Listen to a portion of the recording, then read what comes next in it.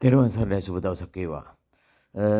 ඇත්තටම අපි අද ලංකාවේ පොහොය දිනවල වලට ප්‍රධාන පොහොයවල් වගේම පොඩි පොහොයවල් වලටත් දන්සල් කියන එක පවත්වනවා. ඒ නමුත්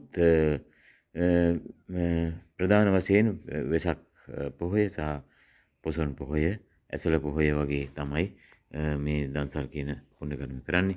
ඇත්තට මේ ඊටා අගන ඒ වගේම මහානීය පුණ්‍ය කර්මයක්.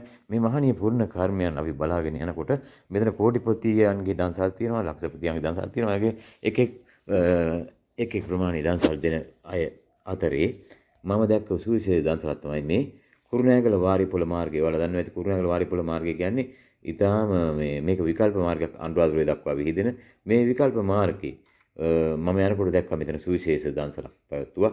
මේ දන්සලේ විශේෂ මම ලංකාව පුරාම මේ ගමන් කර අවස්ථාවේදී මම දැක්ක සමහර දන්සල් වල පින්වතුන් පින්වතියන් ළඟට එනකන් හිටිය දන්සලක් තිබ්බා. දන්සල් තිබ්බා.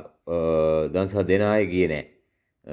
ඕන් ළඟට ගියේ නැහැ. නමුත් මෙම දන්සලේ මම දැක්කු විශේෂය තමයි දන්සල් වලට ආපු පින්වතුන් ළඟටම ගිහිල්ලා දුන්න දන්සලක්. මෙතන විශේෂ දෙයක් තමයි කාන්තා පාර්ශවය. ඒ කියන්නේ අපේ කාන්තා පාර්ශවයේ තමයි මෙතන ප්‍රධානත්වය ගත්තේ. මෙහි නියමුවන් පෙරගමන් කරුවන් පස්සෙත් මම ගියා පිටිපස්සට ගියා. ගියාට පස්සේ ඔවුන් තමයි මේ ඉන්නේ.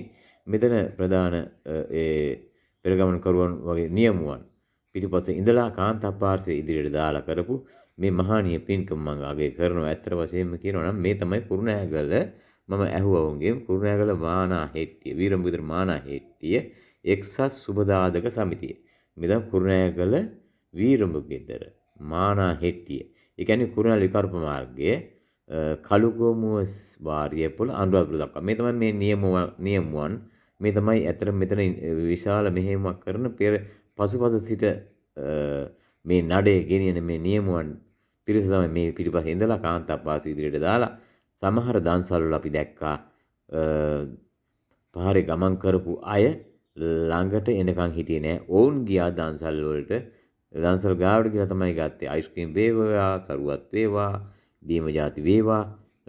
නමුත් ඔවුන්ට පිළිගන්වන්නට ගියේ නැහැ ළඟට. නමුත් මේ සුවිශේෂත්වය මේ මහණිය මේ සුවිශේෂත්වය තමයි මට අගය කරන්න පුළුවන්.